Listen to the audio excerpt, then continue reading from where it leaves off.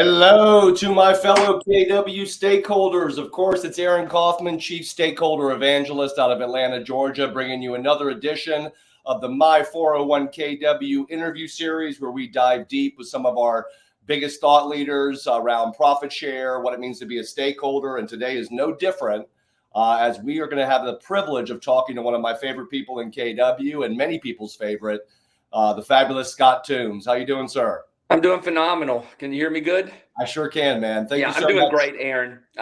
Super stoked to be here with you. You know that. Love to talk anything about profit share. So I really appreciate the opportunity. Yeah, brother. And I really have appreciated our friendship and how it's been growing over the last couple of years. So really excited to talk to you. Look, before we jump into profit share and all that stuff, I think people need to understand or hear your story, right, of how you got into real estate, how you joined KW, how you became who you became at KW. And I love, when Mark King released his announcement, he said one of my favorite quotes about KW, right? It's not just about what you get, it's about who you become. And I think you really embody that at KW, what you've become. So talk about your journey into real estate, how you joined KW, your path that you've had since you've been at KW, and then we'll get into profit share and talk about your thoughts and wisdom around that. All right. Sure. So it's been a phenomenal story.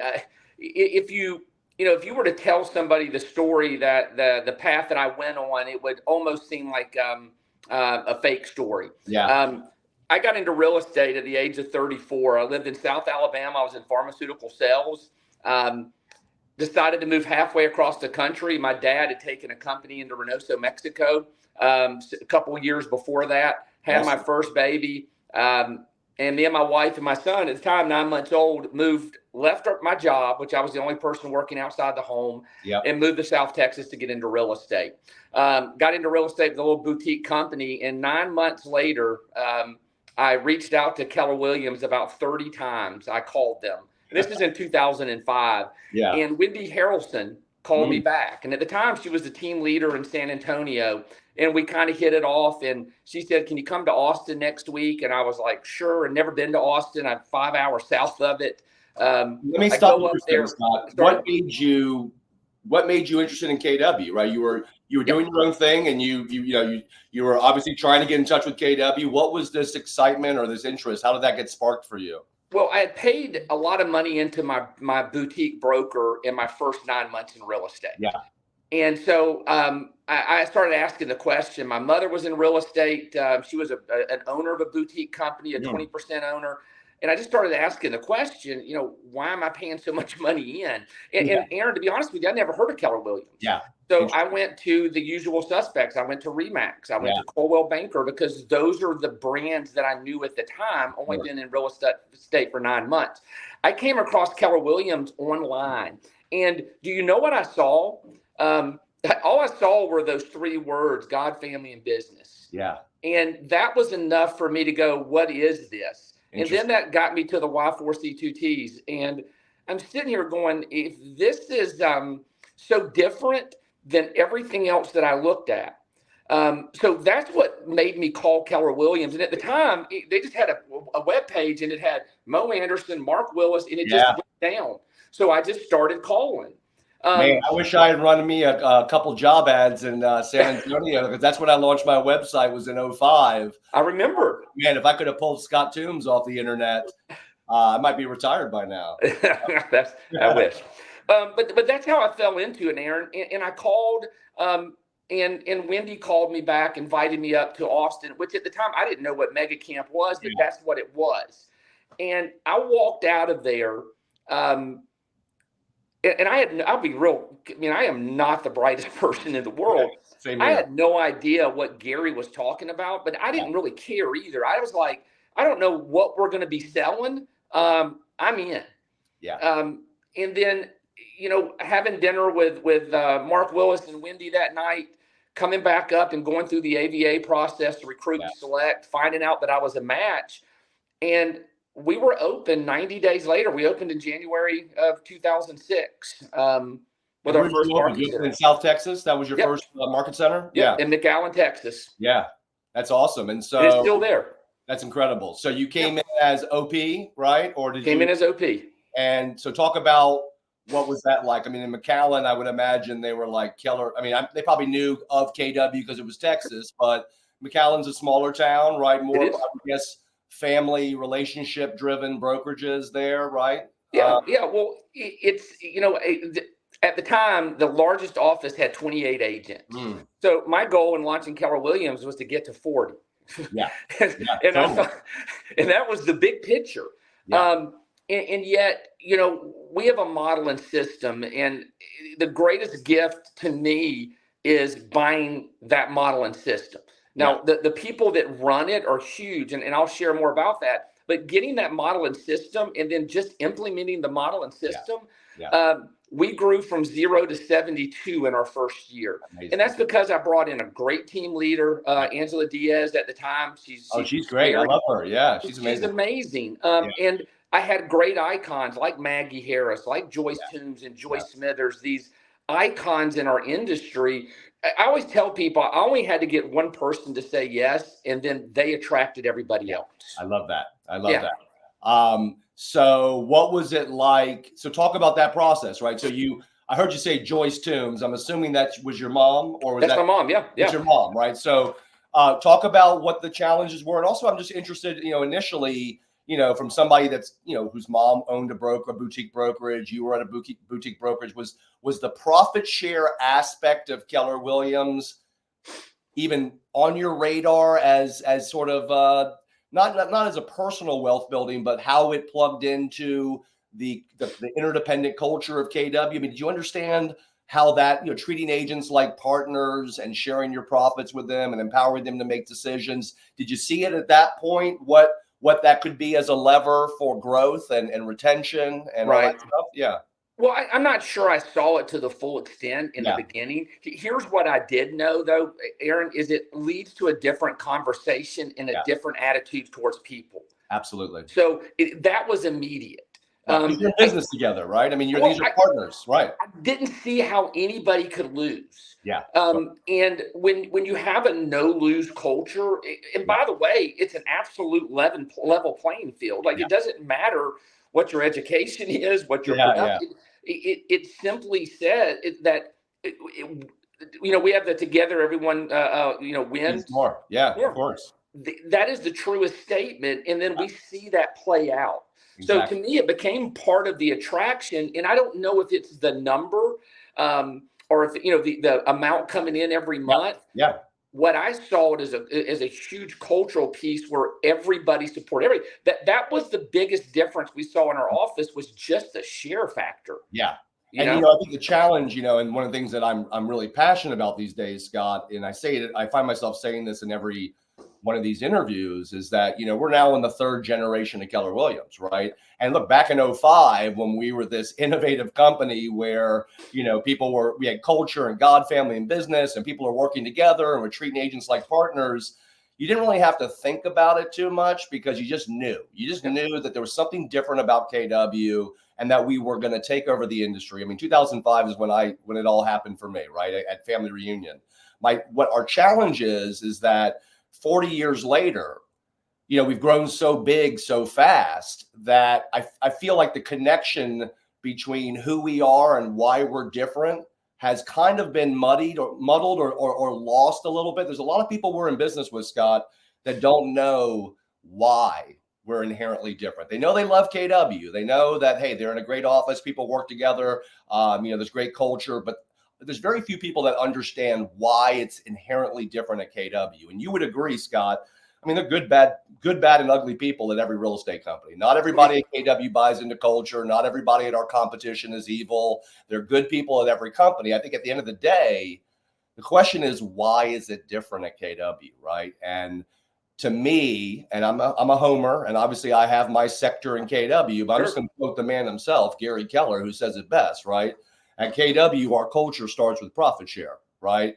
That's the true vested interest in a common goal that is the catalyst for our interdependent model, right? Which is how we took over a historically dependent industry. So I just want to make sure that people who are listening understand that. I mean, look, first of all, it's all about the who, right? I mean, you said it already, man. I mean, you can have a great model, I mean, not every KW office is created equal, right? They don't have the right, not everybody has the right who, and the who is not just owners and leaders, it's top agents, right? If the top agents don't buy in, it doesn't work. But that's what I'm trying to make sure that the people, we've grown so big that a lot of people don't know why. Why is it different? And how do I communicate that to other people that want to find out why KW is different? But I think it's interesting, back in '05, you didn't even really understand why. You just knew that, hey, Gary Keller is the guy. This company's innovative, God family business, right? Come from abundance, raise your people up, and everybody will get what they want, right? Well, they were talking business, Aaron. They weren't talking about a sales job. They were saying you can go create a business in real estate. Absolutely. And that sounds very common now, because we have talked about it and talked about it and talked about it. That was not the language being taught. And I agree with you. I was on a call yesterday with the number 2 profit market center in the country year to date. Yeah. And I with their ALC. And the reason why I'm going to bring this up is you said something that I think is really cool. The modeling system, we all go to the same FSO. We all those things are exactly the same. It is the people in there that make that difference. And it does. It starts with the OP, the team leader, their entire staff, the ALC, their top agents. That's how we see some of these offices that flourish at such a high level. Absolutely. And I know where mine are profitability range. We're at 150 and 196 in my 2 market centers. Yeah. And I would love to get them into that top 100. Absolutely. Yet, I know that it's always those 2 things. I mean, that's how we get anywhere. Absolutely. And look, we're, we sometimes when you grow so big and so fast and you focus on, numbers and being number 1 and everything, sometimes you lose your true north. And I know that you feel like the last 5 or 6 years, like I do, was a real kind of recalibration for Keller Williams. And I think there's no doubt we are coming out of the last 5 or 6 years a much stronger company that's more centered on, getting back to the basics. And I think I'm really, I know you feel the same way, that KW's kind of found its true north again. And, we're getting back to, our purpose, our culture. Sometimes you want to get into all these different businesses. And I love seeing us kind of pulling back and getting back to the basics, because I actually believe, Scott, the next wave of growth and profitability for KW is going to come from within. Okay. Not just gross recruiting numbers. I think it's going to come from re-recruiting our existing people and making sure we have the right people in place, and ownership and leadership and on ALCs and all that great stuff. And that's what gets me excited, Scott, is we're the number 1 real estate company. We gave back $100 million in profit share last year, and there's just so much room for improvement within our own company. You agree with that? Oh, absolutely. Yeah. And I love the re-recruiting, because you're right. Sometimes in the search for more outside, we forget what's inside. Absolutely. And I couldn't agree with you more.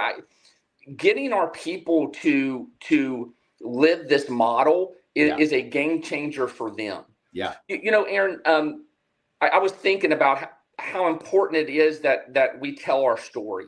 Absolutely. My mother, again, was a 20% owner of a boutique brokerage. And do you know how I got her to look at Keller Williams? Because she was the number 1, the number 2 agent south of San Antonio. Yeah. She's created a big business in 2 years. Yeah.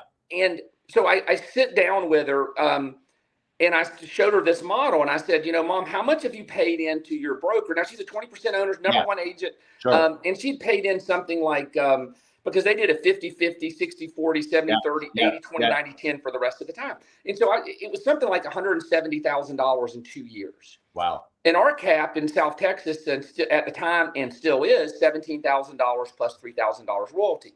And I sat down and I just simply asked the question, what would you have done with that money? Yeah.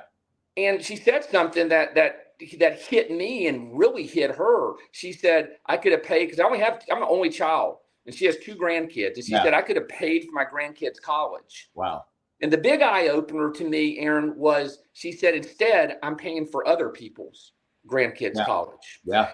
And at that moment, I understood. I became detached to whether people said yes or no. I don't care. Yeah. That's not for me to decide. Yeah. Yeah. But I do believe that we have to be the ones to get out in front of and tell our story. Just like you said, to the people that are outside of our company and to the people that are inside of our company. Because a lot of people think this is the reality in real estate. Right. And it's not. We are a unique model and culture. Yeah. Well, and Scott, the funny thing is, or not funny, I mean, look, when you're the most abundant thinking agent-centric real estate company that gets agents to think like business owners and to think big, some of them start thinking really big and decide that they want to leave KW and start other companies, which, by the way, is what makes this so awesome. I don't think Gary Keller would ever regret, empowering agents. I mean, he always said he wants people to be bigger than him. So God bless you. But here's the thing, where I start to have a problem is when some of these copycat companies, particularly the rev share companies, they tell our story as their story, except they say, hey, we're just a better version. And, the saying goes, Scott, if we don't tell our story, our competition will. Well, there are some companies out there that tell our story better than we tell our own story to our own agents, right? Yeah. And so when you look at some of these flashy objects that gain traction, during the pandemic, a lot of people, even before that, were reaching out to me. Some of them were in leadership, and they would say, hey, how are we different than the rev share model? And I'm like, these virtual rev share companies, I'm like, well, how are we the same? Like, for real. Like, people need to understand culture starts with profit share. It does not start with revenue share. Revenue share only creates a downline relationship, correct, Scott? That's it. So this is once again why I try to get back to the why, is that people need to understand at a rev share company, you're only vested in the success of the agents in your downline. And it's your job to train and nurture them because they're not a training and coaching company, right? So it's not passive, it's residual. But the other side of it is, if you participate in profit share, Scott, you're not just vested in the success of the agents in your downline. No, you're also vested in the success of every agent in your downline's market centers too. Because if their market centers are not profitable, you're not making profit share. So what I want people to understand is, first of all, if you don't think our culture is the number one reason to be in business with us, my guess is it's because you're not participating in it enough. Okay. But for those of us that believe our culture is the number one reason and is our secret weapon in an industry that's always been dog eat dog and independent, we need to understand that it starts with profit share. That's the vested interest in the common goal. And one of the ways that we're inherently different than rev share companies, particularly publicly traded virtual ones. All right. But I just, these are the kind of conversations I'm trying to have with our agents and our leadership, because if we don't tell our story the right way, if we don't define our value proposition and why it is inherently different, other companies are going to take our story and make it their own. And if agents interact with them, sometimes they just go to KW because they told our story better than we told our own story to our own agents. So I just want to make sure we get back to the basics and realize 80% of the people we're in business with, Scott, have no idea who we are and why we're different. And I'm just telling you, based on my, what I've been doing for the last 12 years, 80% of our people have zero idea. Oh, they love KW. Don't get me wrong. They love KW. They just don't know why and how to verbalize it. So anyways, I didn't mean to go off on that rant. Aaron, I think it's so important that you bring that up. I mean, the landscape of our industry is different than it was a decade ago. And it'll be different a decade from now. Right. The one thing that I always grasp onto, though, and I am not I marinated in the Kool-Aid. I get that. Of course. I'm also a business person, though. Yeah. And, if I felt there was a better opportunity for me, my family, my wealth, my happiness, I would be there. I love it, man. I say that all the time. I'm not loyal to KW. I'm loyal to quality of life, right? We have to always be. I mean, look, if an agent's at a KW market center that stops delivering on that, we should not be surprised when they leave and go to another company, right? Well, right. I agree. I mean, you should be surprised you gain weight when you eat donuts. Exactly. I mean, there's some things that react to that. And yet I just think it's super important. What you said is we've got to own our story. Like it's $99 million last year. It's over $1.4 billion year to date. Let me stop you, because it's $1.96 billion, and that means we're passing $2 billion this year. This year, before Mega Camp, even though the state of the company said 1.6 billion, it's 1.96 billion, which once again is, what makes a profit share evangelist want to jump out the window is that we didn't even get that number right at state of the company. So, I mean, I feel like my sector is under assault, and that's why I'm out here fighting hand-to-hand combat in our offices and in one-on-one conversations, is that I'm like, man, we better get people galvanized around profit share, because ultimately this is our secret weapon. Yep. Not technology. Culture is our secret weapon, okay? Yep. And it starts with profit share. And if we need to stop apologizing for it. We need to stop hiding it in the closet. And, I think, and Scott, I'm going to go on another quick rant here. I didn't mean to cut you off, but I think sometimes in a market like this, okay, when we know profit share is down, okay, yes, we gave back 100 million, but, it was 190 something 3 years ago. Okay. Right. We all agree profit share is down. It's the industry, we're going through challenges and stuff. And I just think that what I'm experiencing right now is that a lot of market centers don't want to talk about profit share because they're not profitable. Okay. And they think it somehow exposes some weakness in our model, especially if you compare it to a rev share model. Oh my God, you can make so much more money in a rev share model in a shifting market, because obviously they don't care about profitability. Okay. But the point is, if our culture starts with profit share and you don't want to talk about profit share because you think it somehow highlights an inadequacy in your market center because you're not profitable, how in the heck are you going to talk about culture and how we're different?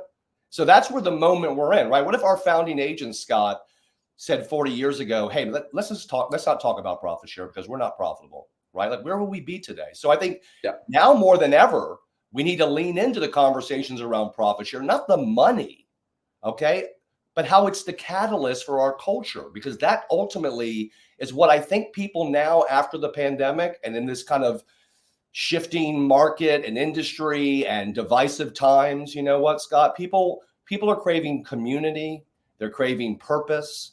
And you tell me another real estate company that can deliver on community and purpose like Keller Williams, right? Now, there's not one. Right. Now, we don't need to be in business with everybody, okay? No. We just need to be in business with the agents that value what we value. But if we cannot express why our value proposition is different, we're probably going to end up getting into business with people that probably don't value what we value, right? Yeah. So anyways, keep going. That's an attractor. I grew up in the South, and you live in Atlanta. Yeah. And when I was young, you remember those bug zappers? Yeah. If the bugs just fly into it, they can't help it. They're attracted to it. When we're living that culture and talking about it is a part of living it, but living it speaks way more than words that we possibly can. And I was thinking about what you said around profit. And I remember in January of 2006 going to my first FSO. Yeah. And Mo Anderson was there. And she said, profit is a part of our culture. That's not a bad word. We talk about it because we share. I mean, you see the books. I mean, that's what and I trust everybody will take this the right way. Integrity, though, to me means that we're going to be profitable. Absolutely. We're going to figure that out. Further, Scott. I mean, what I heard, the way I hear Mo's quote, or the way I say it, she said that if you're not profitable, you're out of culture. Okay.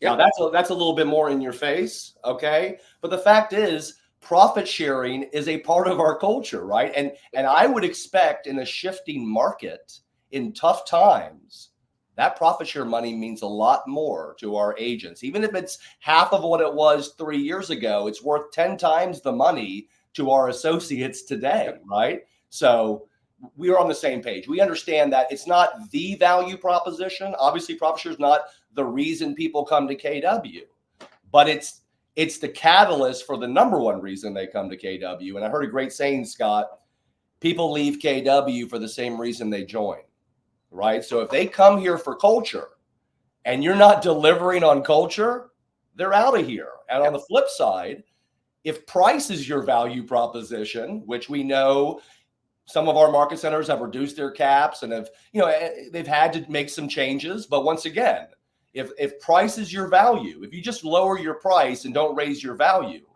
there's going to be a better price offer that comes along that's going to take that agent away from you, right? So we want to just make sure that we understand what our value is and that we're attracting people to our value proposition not just trying to get into business with everybody because we've got to hit our gross numbers, right? I love that. Well, you know, you're right. And I hate to use Pop-Tarts as an example. Do you ever eat Pop-Tarts? Yeah, of course. Okay. It's been a while since I've had one, but I have an issue. I love Pop-Tarts. Yeah. And do you know they make off-brand Pop-Tarts, like Kroger Pop-Tarts? Yeah, and they're not Pop-Tarts. No. You know, so they can go as cheap as they want to. Exactly. I will pay for the value of a Pop-Tart. That's such a great analogy. I love that. I love that. And, you know, Scott, there's just something that I want to get out. I want to make sure I get it out in this phone call, or in this interview. But, you know, I think back to some of the biggest cultural moments for me in KW. And right at the top of that list was Mega Relief. And I know you remember when we went to Houston for Mega Relief, and you and I were on a bus together, right? Being bused to Houston, Texas to help our agents demuck their homes. And, you know, you were the captain of the bus, and you know, we had what was like a 2.5 hour drive to Houston, and you were up there doing your, you know, providing value and coaching. And then you gave me the opportunity to kind of teach my class. But I just thought that was such a perfect moment, right, for what makes KW so unique. And when I go around teaching, you know, I talk about Mega Relief, right? I talk about Des Moines, Iowa. I talk about Joplin, Maui, Fort Myers. And I can't tell you how not upset it makes me, but how concerned it makes me how few people even know these stories, right? And, you know, culture is just a word. And sometimes, you know, it doesn't really mean something to you until you need it. Okay. But when we talk about telling stories, you know, Mega Relief to me was the embodiment of what makes KW so different and unique. And we didn't see any other real estate companies in Houston, Texas doing what we do, you know. And so anyways, I just had to share that with you, because that moment on the bus with you and all the other agents that were there was such a special moment for me that I share that in my class, because I need people to know these stories, because there's something different about KW. And if we don't, you know, we're like a tribe, man. If we don't tell our stories and our you know, our folklore and stuff, right? You know, these stories are not going to be passed on, right? No. And what are we going to look like 20, 30, 40 years from now? And Scott, I know you know, look, you've made a lot of profit share money. You have other businesses, okay? But the fact is, you know, you want to protect that legacy, right? Don't you care about where this is going to be in 10, 20, 30, 40, 50 years, right? So it's not about our next check. And Gary Keller ain't going to be around forever, all right? So we better make sure that we are telling our stories and that we are integrating that into the fabric of our market centers, because if we don't tell these stories, they're going to get lost in time. And I'm concerned about what we'll look like 40 years from now. All right. Because I go around the country speaking, and one of the questions I often ask is, how many of you know Mo Anderson? Yeah, exactly. And I've seen over the last decade, less and less hands go up. Yeah, so you're absolutely right. The stories that we tell, that really is our culture. Yeah. And it brings me back when I was a regional director with Linda and Jimmy here in the Ohio Valley region. Yeah. I don't know if you remember this, but remember the state fair in Indianapolis? They had the big giant storm come through, and it blew the stage into the crowd. I remember that. And it landed on a young lady and her 6-year-old daughter. She got 3rd-degree burns from the lights on her back, and her daughter had a head injury. Now, she was a real estate agent with a different company, yet her mother was a broker in Northern Kentucky. Yeah. And KW Cares came and forked out money to her daughter and her granddaughter, who were not even with our company. Yeah, exactly. You know? So, I think those stories have to be told, and they have to continue to be lived. Even in time of challenge, abundance has got to be the thought. Right. I mean, you know, I'm a big believer that everything's going to work. You know, if I work, everything is going to work. And so that abundant mindset during a time like this, I know it's probably the hardest time to give, yet it's also the time that it's needed the most. I love that, man. And I know, you know, abundance is a big part of who you are, but also being authentic is a huge part of who you are and what you teach. Probably in bold is, look, you know, commit to mastery, come from abundance, come from contribution, right? And be in the business of helping people, right? And being authentic, and that why will lead to the results you're looking for, right? The problem is it's hard to be really authentic about your experience at Keller Williams and when you're talking to another agent that you're trying to attract, if you're not a culture-driven agent? I agree. How can you possibly have an authentic conversation with somebody about why they should be in business with us if you don't donate to KW Cares, if you don't participate in Red Day, if you don't teach classes, if you don't help turn non-cappers into cappers, if you don't, attend our training events and do all the things that make us different? How are you going to possibly have an authentic conversation? And the answer to that question, of course, is you're not, and you're going to have profit share breath, and they're probably going to smell you coming. And, I start my class off, Scott, with a question. And the question I start my class off with these days is, how important is it for you to believe in what you're selling?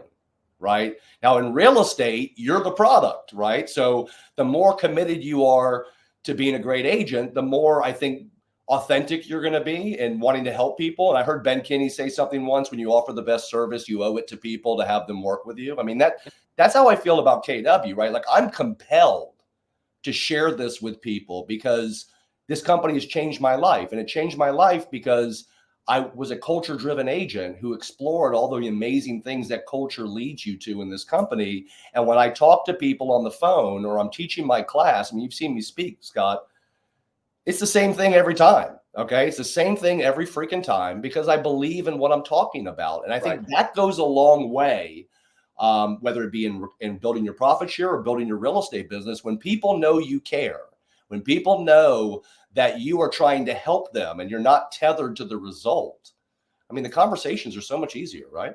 Yeah, that not being attached to the outcome is a super fun thing to say. Not always the easiest to live. Oh, you're telling me, brother. Yeah. Well, and I can tell you though, it is the difference maker. Yeah. Here's the thing, and we don't control what anybody does, what they say, what they think, what they say about us, what they think about us, what they decide to do in the end. But man, we have tremendous amount of control on who we're being. Yeah. And I think you're right. People don't come to me for marathon training. Yeah. Because I haven't run a marathon. I'm not going to. Do you know? I mean, so yeah, being authentic and by the way, like being happy, being abundant, thinking good thoughts, all those things, to me matter. And I don't have to fake that because that's what I believe in. That's what attracted me to the company is there was somebody on stage who was talking possibilities, not limitations. Yeah. Totally. That, you get around Mark Willis and he talks about abundance and the way that you think that changes everything. Yeah. So yeah, I mean, I every once in a while I wish we could shrink, but I know that's impossible and we're never going to do that and we shouldn't. But what we've got to do is swell from the inside in that culture. Does that make sense? Like it's got to be like a bomb that goes off. Well, and Scott, I mean, newsflash, we are shrinking. Okay. Yeah. Well, but the good thing is, I mean, the industry is shrinking, right? Correct.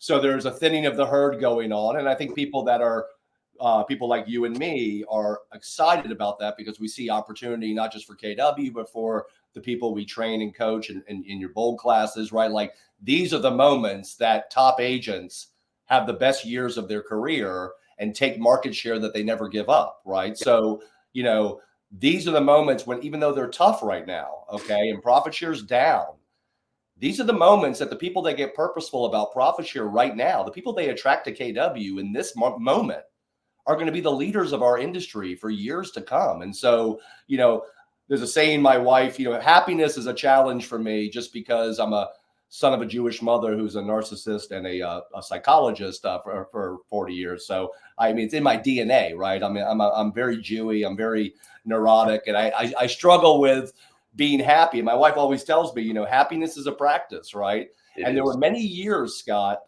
where my happiness was tethered to my most recent profit share check.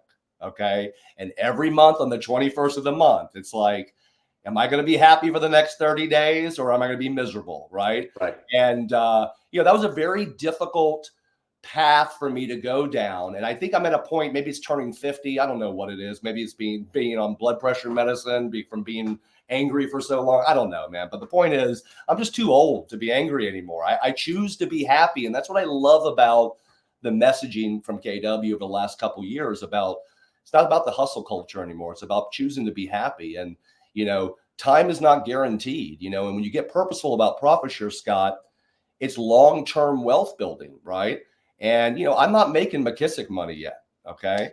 But I have to choose to be happy before, the money comes, right? Before the what I envisioned what it was going to be 20 years ago. So I just want people to understand that's the challenge of profit share, right, Scott, is that most real estate agents are immediate gratification based, right? They don't want to put the time and the effort into building long-term relationships. They want, hey, I want to spend some money and I want to close some transactions, or, and profit share takes time, right? Sometimes you don't get the sponsorship. Sometimes somebody you attracted to KW drops out of the business, goes to another company, or their office is not profitable. So they say, hey, you know what? I'm not going to be purposeful about this right now. But the fact is, the people that are going to, look back 5-10 years from now and say, holy smokes, look what I've been able to build. They weren't tethered to the result, right? They were just out there trying to help people and share the KW story with people and changing lives. And that's the mindset you got to have, especially in a shifting market, to get purposeful about growing KW, correct? Yeah. Well, one of the greatest gifts I had, Aaron, was working with Linda and Jenny for almost 5 years. They're amazing.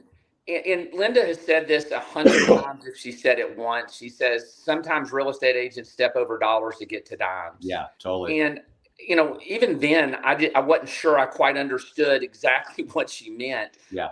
But it's being around them and understanding the purpose with it, and seeing some of these relationships that are 8 and 10 and 12 years before they made the move. It wasn't about the outcome for them. Yeah. It was all about that process. And you're right. I think it's a choice. I'm 53. And for a lot of time, I worry about things I have zero control over. I'm worried about the market. I'm going to worry about interest rates. I'm going to worry about, what other agent thinks. And what I found is none of that serves us, and we have zero control over it. Yeah. So getting back to that process, and you said something about being purposeful with it. Yeah. I'm going to use the word lucky, and I'm working very hard not to say that some of my success has been luck. Timing, all that kind of stuff, was worked out perfect. I work hard and I've been lucky. Yeah. My profit share, I don't have 30 people on my front line. I have 4. And those 4 have led to almost 400 people over time. Now, I've had more that come and go. Don't get me wrong. But I go back and I wonder, what happens when I do get purposeful and profit share? And I'm seeing that as we work through these systems. 100%, man. And another one of my favorite sayings at KW is, it's not really, it's my saying, but you can never predict who somebody might become and who they might attract to KW, right? Oh. I came here as a pretty mediocre agent from Coldwell Banker, all right? And look at me now, right? My sponsor has sponsored one person to KW. That's me. And then I brought a guy to KW, a guy named Brent Mitchell out of Austin, Texas, that has literally destroyed and annihilated any perceived notions of what you could do with profit share. But that's the amazing thing, is that I look back at some of the newer agents that I've sponsored at KW, and I see someone like Liz Landry, Matt's, KW talent community head. Sponsor her off of a freaking free Craigslist ad 16 years ago. Josh Anderson out of Nashville, Tennessee, one of our top agents with a mega agent office. So, once again, I think a big part of, what my challenge is and in the moment that I'm having, Scott, and I think it's a testament to you when you say being lucky. I think it's more about your energy, right? When you're putting out that energy of abundance and being positive, you tend to get a lot more lucky, right? Maybe. And sometimes, I've been known in the past to, say stupid things on Facebook or rage against the machine and all this other great stuff. And my wife, would always get so angry at me because she'd say, Aaron, what's more important to you, man? Being right or being rich? Okay. And, I had to go through this period over the last couple of years where I realized, look, the agents love me. Okay. The agents freaking love me, but they don't pay my bills. Okay. The owners pay my bills. Okay. And so if I'm going to be the person that I need, if I'm going to get the opportunities that I want in KW, if I'm going to get more lucky within the KW ecosystem, right, I got to be putting out a much different energy, because not everybody sees me the same way. that's the moment I'm in. I'm in a contract with KWRI right now. Whether I like it or not, I'm a leader at KW, right? And that's been a real, but controlling my energy. And I've realized, hey, you know what? The more I control my energy and be more of a positive sort of force within the profit share, it's amazing how much more lucky I get and more opportunities I get at KW, right? Yeah. So that's just a little sidebar there, that I feel like the biggest change that I've made in my business is realizing that the tone of the message is just as important as the message. And don't forget who your client base is, right? Because that's huge. Oh, right, exactly. Which I'm sure, when you teach bold, right? I mean, you have conversations probably about, what are you putting out there on social media? What kind of people, what is that? How does that generate business for you? How does that create more opportunities for you and your family? Right.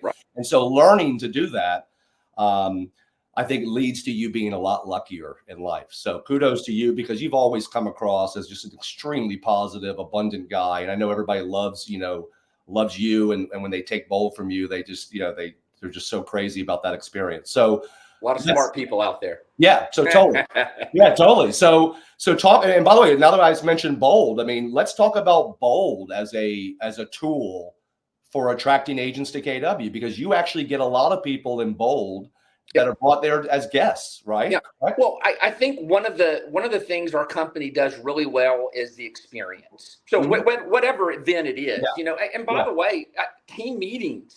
If you go down to Birmingham to Jen Toomer's team meeting. I love Jen Toomer, yep. Yeah, there's a reason why there's a standing room only and people in the hallway. Yep. So when she brings guests there, that is not normal for their area. Exactly. So we start looking at events as opportunities. And what Bold did is we started collecting evidence, and we were seeing that when guests came into Bold and spent 7 weeks there, that about 70% of them were joining the company. Wow. And so we started to look at it and go, well, why is that? And it has a lot to do with the language and the activities in Bold. So we changed our thinking and their actions. More importantly, though, it's a 7-week recruiting appointment. Yeah. I mean, Aaron, you can get somebody to marry you in 7 weeks. Okay. Totally. So I just, but you don't even have to recruit them, right? I mean, it's not even a recruiting experience. It's simply, an abundant experience, right? Yeah. Like being someone to family reunion, right? You don't have to recruit them. They're experiencing it at a high level, right? I mean, obviously. Well, what's cool about Guest of Bold is it's not a 3-day event. It's not a 4-day event. What it is, it's an everyday event for 7 weeks, because they get put on teams. Those teams communicate. You hear the positive language. You hear the production that's being done. It is really hard to go back to your office and think everything's okay. Yeah. Being in that atmosphere. To me, it is, the way I look at this, it is the highest leverage recruiting opportunity in our company for the least amount of money. A family reunion works. It is awesome when you get people there. Bold comes to you. And what better way to tell our story, right? Than not even to have to tell it. You just show it, right? I mean, that's the Jedi mind trick. It's like, I'm not trying to recruit you. I'm just trying to help you be a better agent. And that's the end of it, right? And then they come to you and say, holy smokes, I want to join KW, right? That's the best way to do it. Yeah. Well, you went to Iceland, right? You and your wife did? I remember y'all going, because we want to go there, and I was looking at your pictures and stuff. Yeah. Now, I'm assuming that it was a different experience there than if I watched National Geographic on my TV and saw Iceland, right? Exactly. Yeah. To me, that's what happens, is they get to they get submerged into Keller Williams for 7 weeks. Totally. That's awesome. And by the way, these days, does Bold offer some sort of guest discount or something like that? Or do you guys do something like that for Bold? Yeah. So it's every market center that participates in a Bold gets 5 guest codes for $199. That's awesome. And if I was someone trying to attract someone to KW, I mean, I wouldn't hesitate for a second to pay for that myself. I mean, look, just imagine, Scott, that you paid, $200 for somebody to come to Bold. Okay. Now, my guess is they're probably an existing agent. Okay. Correct. They come to KW in a moderately profitable market center to a very profitable market center. I mean, my guess is a capping agent you attract to KW is going to be, generate somewhere between $1,500 and $2,500 a year every year they're at KW. So I'm just going to say that $200 investment probably paid itself off, right? And, like getting people to family reunion, mega camp. I mean, these are the greatest recruiting opportunities out there. And, if you don't want to spend that kind of money, go buy freaking 20 MREA books or 20 shift books and be passing them out to co-broke agents. I mean, the great thing about KW is you have more tools than you've ever had to attract people to KW, and you don't even have to recruit them. You just have to come from contribution and invite people to participate in what's probably going to be one of the best, learning experiences that they've had in the industry, right? Yeah. Well, it's interesting that that you bring it up that way. I had I use the McKissick system. I started that a little bit. I haven't dived in. Mastery. You doing the websites? Yeah. So I got a Monday morning, and I had a little 15-minute call, and I have a lot of appointments.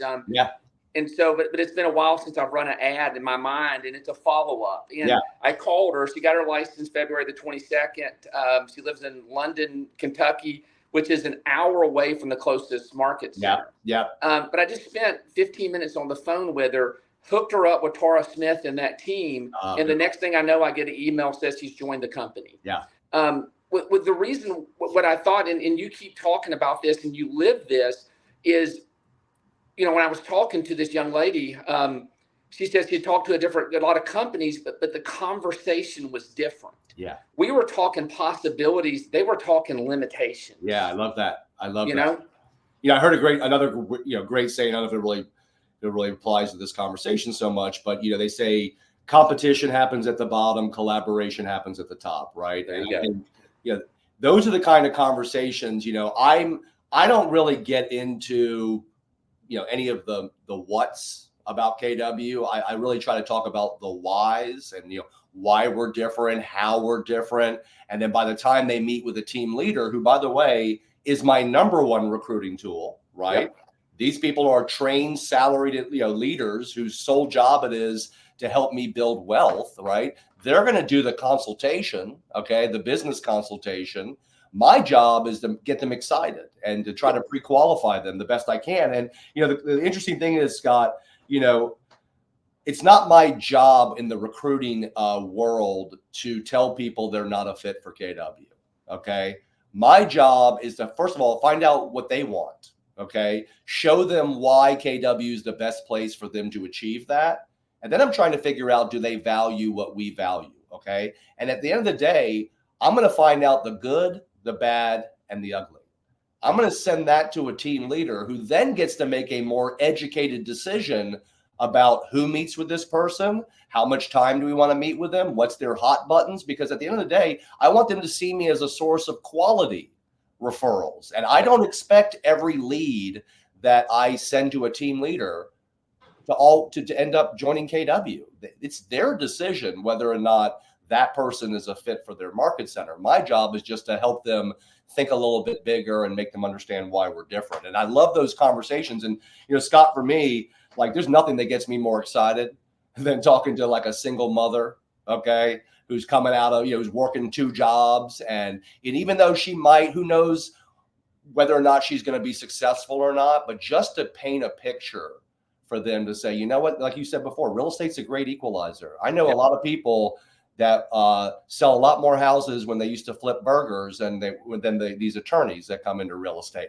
So it's the great equalizer. When I talk to a mother, who's a single mother of 2, and I can send her the Empire Builders podcast after the call and say, here's 3 or 5 of our top female agents. Some of them came into the business pregnant. Some of them had challenging experiences, but showing them that there's hope.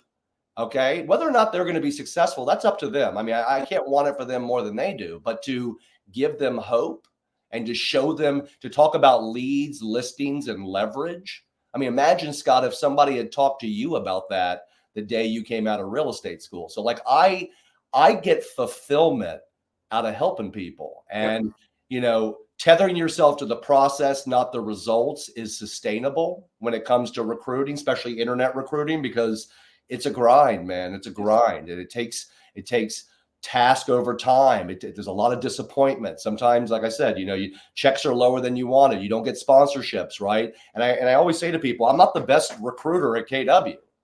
I'm just one of the most consistent and the most persistent. And it's because my personal why is defined, okay, what I want to build for me and my wife. But my why around KW is so solidified. Like, this is it. I mean, this is, I'm all in, dude.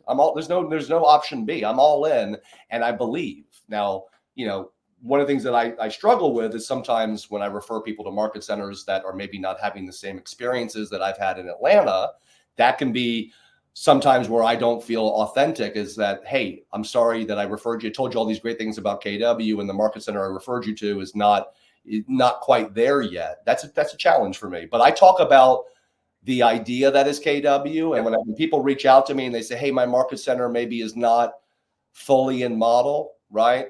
I say, well, why don't you be a part of the positive change? Okay. Yep. Like, literally, like, people say to me all the time, thank you for all you do to grow KW. I'm like, look, I got a huge financial investment in this company. Okay.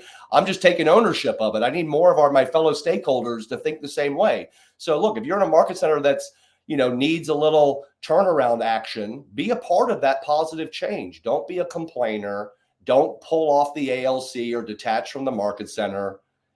Be a part of the positive change, because that's how you're going to end up being able to not just build wealth through profit share, but to do it in a way that, is authentic, because you're taking control. You're being a part of the solution, right? Well, what I love about that, you ever watch bicycle racing like Tour de France? Oh, sure.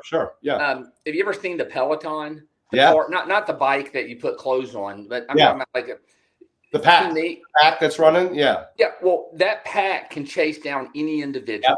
Yep. Exactly. And you've titled yourself perfectly for you.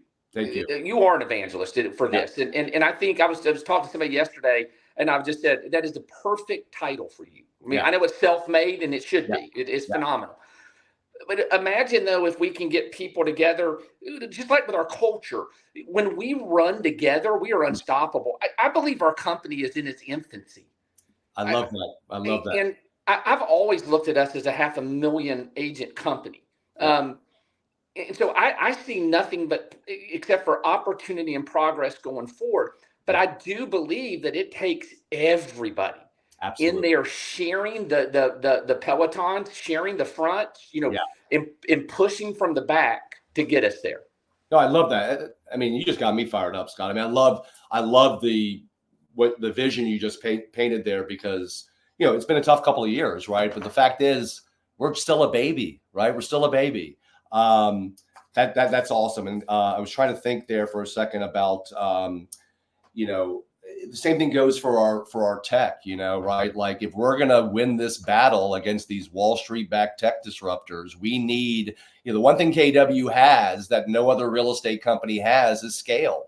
Yep. But if our scale is not galvanized and not buying into culture and not helping us evolve our tech, right, and not sharing ideas and sending global referral business through this ecosystem, right, we're not taking advantage of our greatest asset, which is that we are the largest real estate company on the planet. And if we want to do something, we do it better than any other real estate company. But it takes a village, man. It takes a village from a company standpoint and from a local standpoint. And I'm really excited, I think, to see some of the changes, in leadership around the company, regional leadership. I was a big fan of Mark King. I love that he's going to get back into what he loves to do, which is, teaching, leadership. I think that's going to be a huge step for us. I mean, I think that's where it all starts, Scott. I mean, it all starts with FSO, Team Leader Boot Camp, because, I can go around and teach my class to agents left and right. But what I ultimately want to do is try to get my messaging into leadership training, because that's where it all starts. If our leadership doesn't know our own story, and and I know, the turnover rate for local leadership is, it's not great. Okay. It's like, 14 to 16 months is the average time frame for a team leader, right? So if you think about football teams, Scott, think about the Patriots versus the Cleveland Browns, right? When you have a new head coach every year, right, there's not, you don't have that same consistency and that true north. And I'm excited about where I'm seeing happening and sort of the recalibration of KW and what Mark Willis is saying about do less more. KW is about to get back to the basics. Okay. Yeah. And, I think we kind of, we grew so fast. We want to do everything. And we kind of forgot that, look, it's so simple if we just get back to the basics, right? Love on our people, deliver our value, be culture driven, right? God, family, business, do what we say we're going to do. And the rest of it's going to take care of itself, because these other companies that are, that had a little bit of a moment, their moment's over, Scott, because now people want purpose and community. Okay. They want to be at a company that's going to teach them how to sell real estate.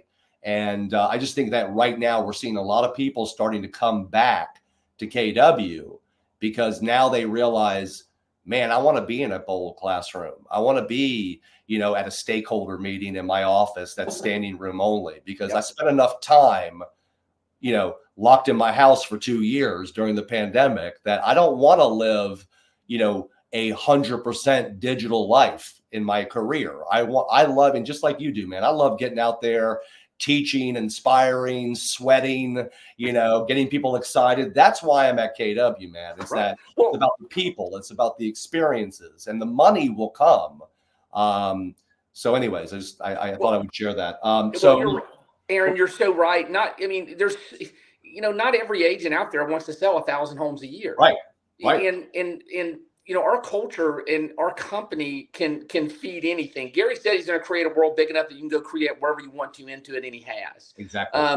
And I agree with you. We have phenomenal leadership at Keller Williams International. Mark King was absolutely wonderful, and Mark Willis is a huge. Yes. He was there. He was there.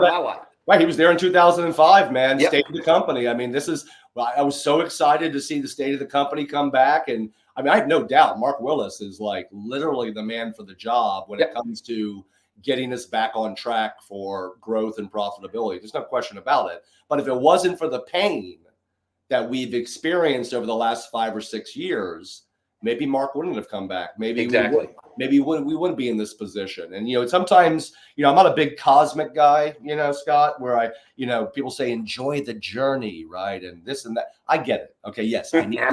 I need to enjoy the journey. Of course, that would probably make me a lot happier. I mean, I'm tethered to profit share, and, I'd like a couple extra zeros on my profit share check. But, I think back to my journey, Scott. And, I won the Growth Partner of the Year award for KW in 05 and 06. I walked across the stage at family reunion. I shook Gary Keller's hand 2 years in a row. It was the biggest, achievement in my life, right? The biggest business achievement in my life. The market then crashed. Okay.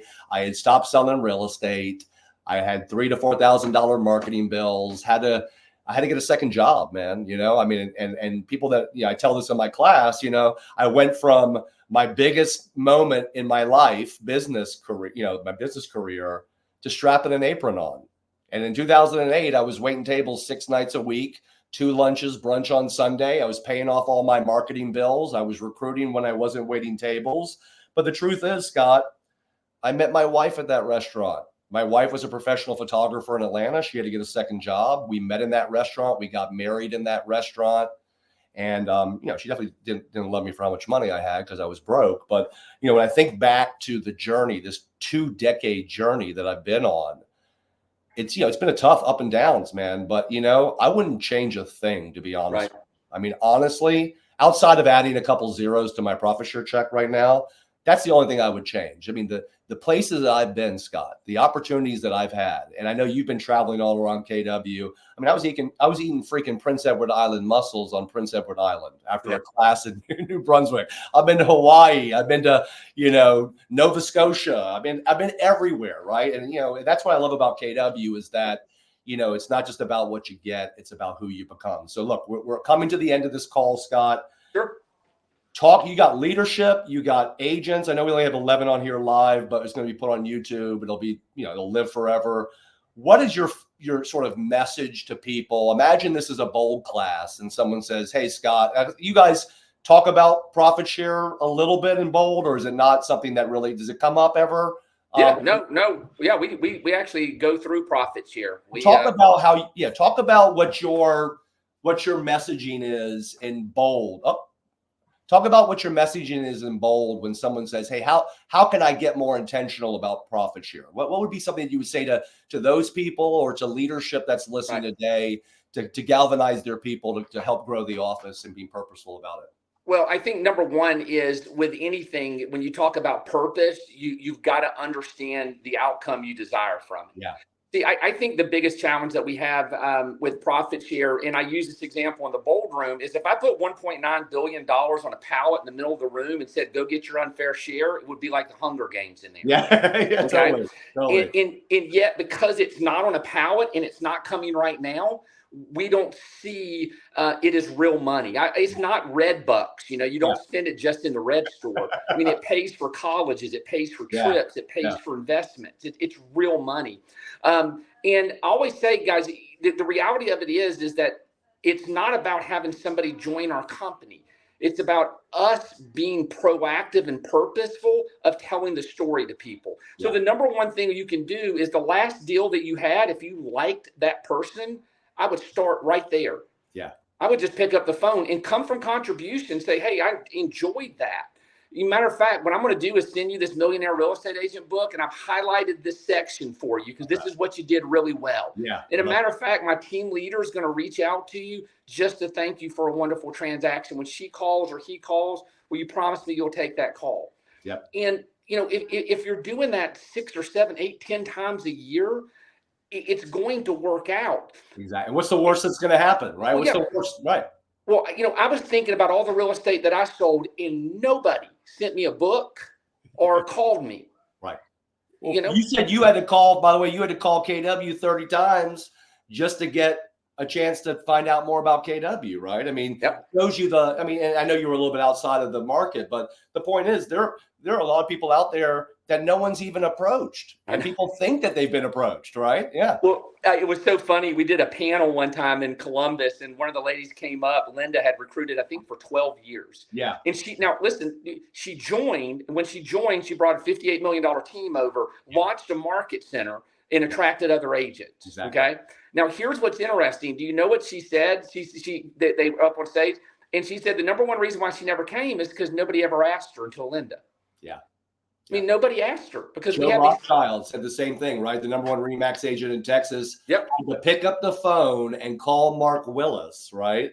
But it just goes to show you, right? I mean, and when people say to me, like, how do I recruit? Well, how do you sell houses? I mean, it's the same mindset. Yeah. Be someone that someone respects, right? Commit to mastery, come from contribution, find their pain, offer them a solution, find out what makes them happy, show them how to smile more or whatever it might be, and let a team leader who's skilled take over, right? And then follow up, right? That's it. All right, Scott, man, I can't thank you enough, man. This is an amazing phone call. You got me fired up. I can't wait to come see you. I'm going to try to come see you one of your bold classes here in Atlanta. Yeah, you're doing that right now, or is it? No, it didn't start till April. So April, good, because I'm going to Amsterdam and Bruges in a couple of weeks, but I'm going to come to a couple of your bold classes just to check out how you do what you do and the energy around it. So I can't wait to see you then, and appreciate our relationship, and can't wait to see you soon, man. Hey, have a great trip. I appreciate you more than you know, Aaron. All right, buddy. Take care, bud. All right, man. All right. Bye.